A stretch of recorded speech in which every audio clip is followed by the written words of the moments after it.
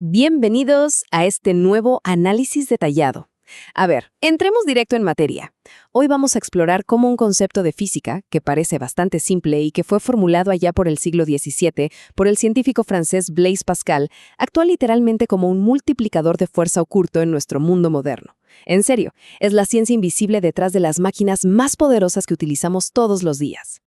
Para arrancar, quiero que pensemos en un misterio cotidiano que casi siempre pasamos por alto.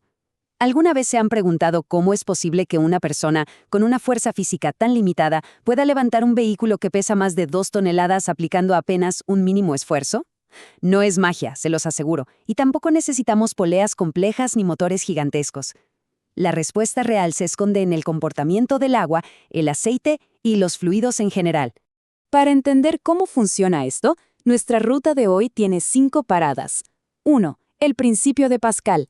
2. ¿Cómo multiplicamos la fuerza? 3. Las máquinas de la vida real. 4. Un experimento práctico con jeringas. Y 5. Cerraremos con la presión atmosférica y sus equivalencias. Pasemos a nuestra primera sección, el principio de Pascal, la regla fundamental de los fluidos confinados. Bueno, el punto crucial aquí es entender la física a un nivel microscópico. A diferencia de un gas, donde las moléculas flotan libremente y se pueden apretar o comprimir fácilmente, los líquidos, como el agua o el aceite, son incompresibles. Imagínense intentar aplastar un globo lleno de agua con sus propias manos. Es prácticamente imposible en comparación con un globo inflado con aire, ¿verdad? Y esto es porque sus moléculas ya están tan pegadas que simplemente se niegan a comprimirse. Este pequeño hecho de la naturaleza es el secreto de todo lo que vamos a ver. Como el líquido no se puede encoger, tiene que hacer algo más con toda esa fuerza que le aplicamos.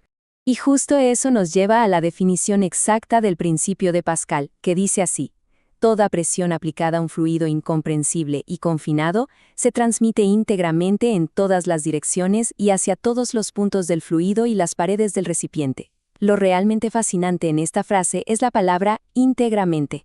O sea, la presión no se debilita ni se queda atorada en el lugar donde empujamos. Se reparte de forma perfecta y total por cada rincón del líquido. Sección 2. Multiplicando la fuerza. Las matemáticas detrás de la magia.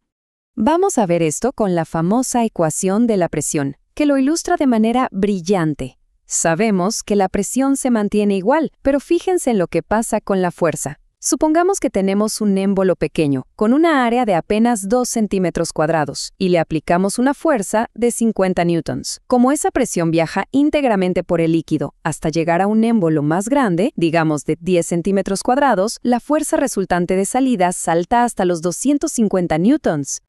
Exacto. La fuerza literalmente se multiplicó 5 veces. Y no estamos hablando de una pequeña ayudita, es un aumento monumental.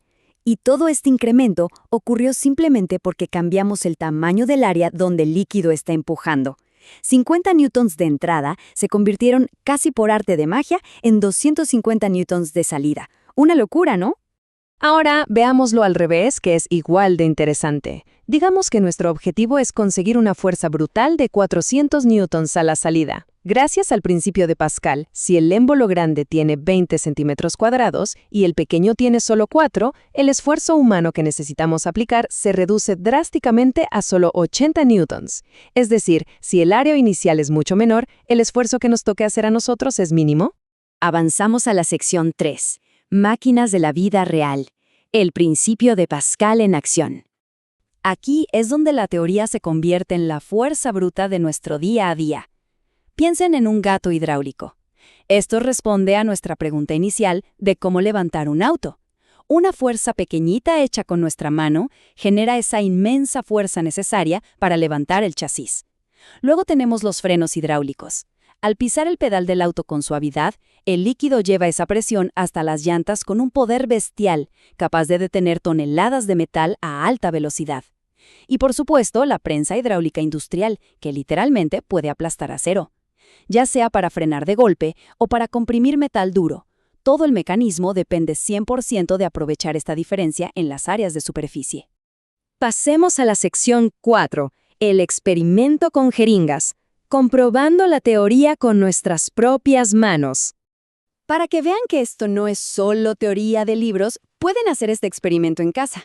Solo necesitan 2 jeringas de distinto tamaño y una manguera transparente. Ojo aquí, el paso crítico es llenar por completo ambas jeringas y la manguera con agua, asegurándose de que no quede absolutamente nada de aire atrapado. Cero aire. Solo necesitamos agua incompresible. Al conectarlas, creamos nuestro propio sistema confinado. Y luego, simplemente presionan la jeringa más pequeña.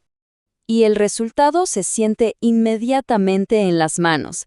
Al darle un toque suave a la jeringa pequeña, van a sentir cómo la jeringa grande empuja hacia atrás con una fuerza que de verdad sorprende. La presión viajó intacta por la manguera, pero al llegar a la superficie ancha de la jeringa grande, la fuerza simplemente creció. Básicamente, están sintiendo una ecuación física cobrar vida en sus propias manos. Y llegamos a nuestra quinta y última sección, presión atmosférica y equivalencias, midiendo el peso de nuestro entorno. Históricamente, la presión de nuestra atmósfera se calcula midiendo la altura de una columna de líquido que el aire es capaz de empujar. Y esto nos muestra brillantemente por qué usamos mercurio, que es súper denso y pesado, como estándar mundial. Un barómetro de mercurio necesita un tubo de menos de 1 metro, apenas 0.76 metros. Si intentáramos hacer esto con agua, que es muchísimo menos densa, la presión del aire empujaría el agua hacia arriba creando una columna gigante de 10.3 metros. Imagínense el dolor de cabeza de construir un instrumento de 3 pisos de alto nada más para saber la presión del aire. Y para mantener todo en orden, dependemos de estas equivalencias exactas. Sabemos que una atmósfera equivale a 101.325 pascales, lo que al mismo tiempo son 760 milímetros de mercurio, recordando el barómetro que acabamos de ver. También está el bar, que equivale más o menos a 100.000 pascales. Conocer estos números no es un simple capricho, es un lenguaje global indispensable para que la ingeniería, la química y la física moderna operen de manera precisa y súper segura en todo el mundo.